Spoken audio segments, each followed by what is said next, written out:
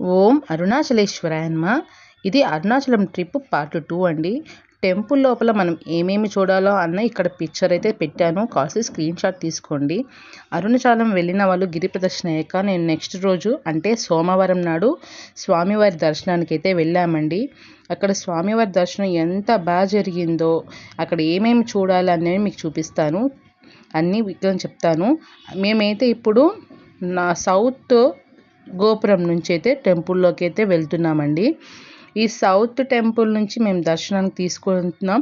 అంటే మా cab driver ఇక్కడైతే వెళ్ళడానికి ఫ్రీగా ఉంటుందని ఇక్కడైతే డ్రాప్ చేశారు కనుక స్వామివారి దర్శనానికి సౌత్ గోపురం నుంచి నేను ఎంట్రీ అయ్యాం. మొత్తం టెంపుల్కి 4 వైపులా 4 గోపురాలు ఉంటాయండి. ఇదిగోండి ఎంట్రీ ఇవ్వగానే స్వామివారి రథసేవ అండి.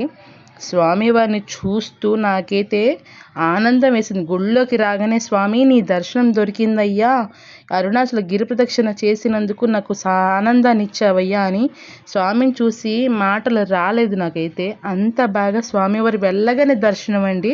అసలు చెప్పలేనంత ఆనందం. ఇది నేను 3వసారి గిరి ప్రదక్షిణ చేసిన స్వామివారి దర్శించుకోవడం. నాకు 2 సార్లు ఇలాంటి అనుభవం జరగలేదు. ఇది 3వసారి. అసలు చెప్పలేనంత ఆనందం అనమాట. స్వామివారి రథసేవ అయితే జరిగింది. అందులో నేను పాల్గొనడం నాకు చాలా ఆనందంగా ఉంది.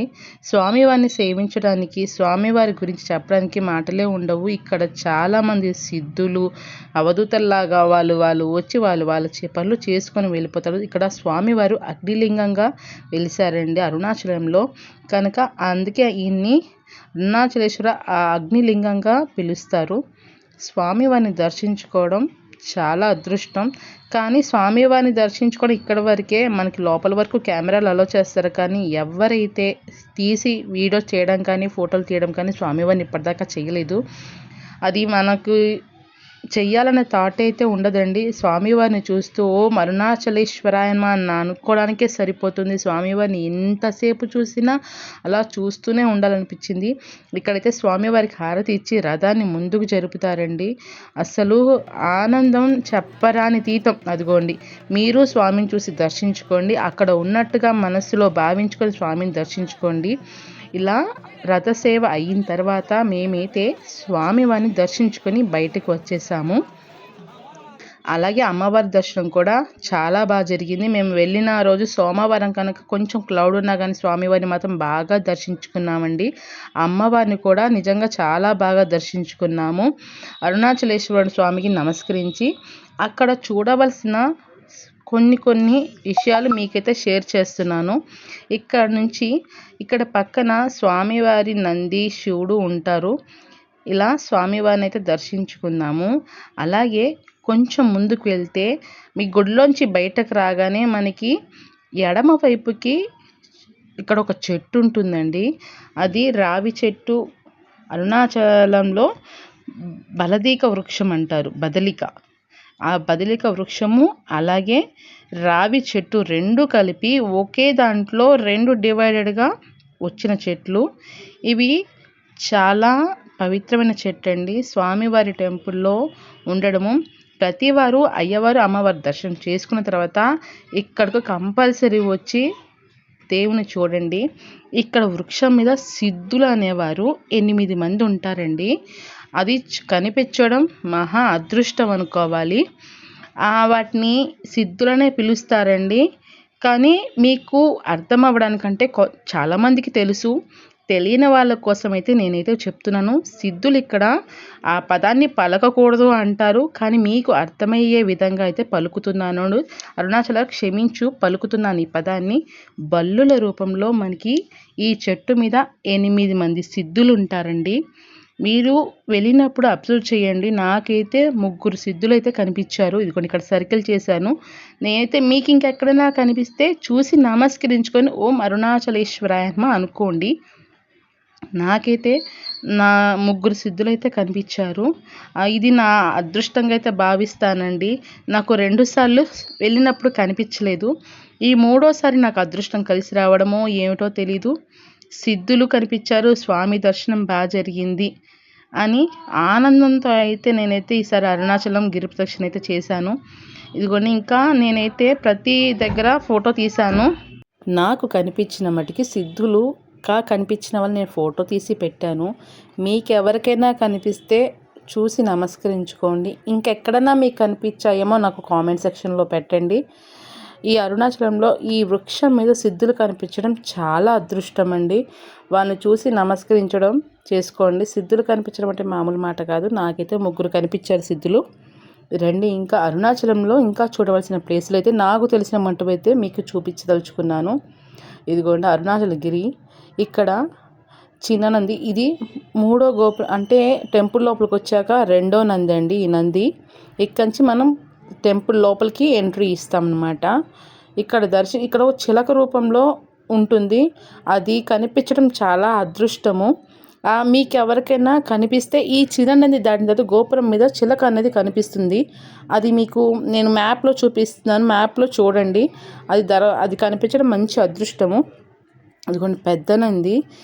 రాజగోపురం నుంచి ఎంట్రీ ఇచ్చిన తర్వాత అక్కడ పెద్ద నందికండి ఈయనకి అభిషేకం చేస్తున్నప్పుడు చూడడం అసలు చూడాలి, ఎంత ఆనందంతో చూస్తామో అసలు.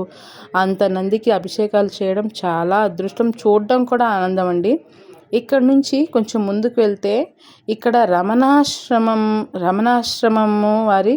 రమణులు వారు జపం చేసుకున్న స్థలం అండి.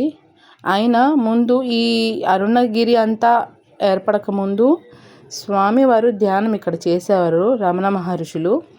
దాన్ని కూడా మీకు చూపిస్తాను. రమణాశ్రమం ధన్యస్థలం పాతాళ లింగం అంటారు దీన్ని. అది కొంచెం కిందకు ఉంటుందండి. అక్కడ వెళ్ళి ఆ లింగాన్ని ఒకసారి మీకు దర్శించి చూపిస్తాను. రమణుల గురించి ఇక్కడ చిన్న చిన్న ఫొటోస్లో ఆయన ఎలా వచ్చారు ఏమిటి అని ఈ చుట్టుపక్కల ఫోటో రూపంలో అయితే అక్కడ పెట్టారు. అక్కడికి వచ్చిన వాళ్ళు ఒక్కసారి విజిట్ చేయండి. ఇలా కిందకి 10 మెట్లు కిందకి దిగి పాతాళ లింగాన్ని అయితే దర్శించుకుందాము. ఇక్కడైతే చూడండి రమణుల వారి ఎలా వచ్చారు ఏమిటి అన్నది అక్కడ ఫోటో రూపంలో అయితే పెట్టారు. ఇక్కడ గిరి తర్వాత అరుణాచలం గురించి ఆయనే ఇక్కడ జపం చేసుకొని స్వామివారికి చాలా ఇబ్బందిగా ఉండేదంట. అయినా స్వామివారి కోసం ఆయన ఇక్కడ శాంతంగా జపం చేసుకునేవారంట. అక్కడ స్థల పురాణము. ఇక్కడ చాలామంది సాధువులు జపం చేసుకుంటారండి. మేము వెళ్ళినప్పుడు ఒక సాధువు అయితే ఇక్కడ స్వామివారికి మంత్రంతో జపం చేసుకుంటున్నారండి. చూడండి ఎలా చేస్తున్నారో. ఆయన అసలు ఇంతమంది వచ్చారు వెళ్ళారని ఏమీ పట్టించకుండా స్వామివారిని జపం చేసుకోవడం చాలా అదృష్టము. ఈ స్వామివారి పాతాళ లింగాన్ని దర్శించిన తర్వాత కొంచెం ముందుకు వెళ్తే ఇక్కడ సుబ్రహ్మణ్య స్వామి టెంపుల్. ఇక్కడ ఈ మండపం అయితే ఉందండి. 100 స్తంభము ఏదో అంటారు. తప్పుగా ఏమైనా నెంబర్ కౌంట్ చేస్తే సారీ. ఇక్కడ దానికి పెద్ద లైన్ ఉంది. మేమైతే ఆల్రెడీ ఒకసారి చూసాం కనుక నేను మళ్ళీ లోపలికైతే వెళ్ళి చూపించలేకపోతున్నాను.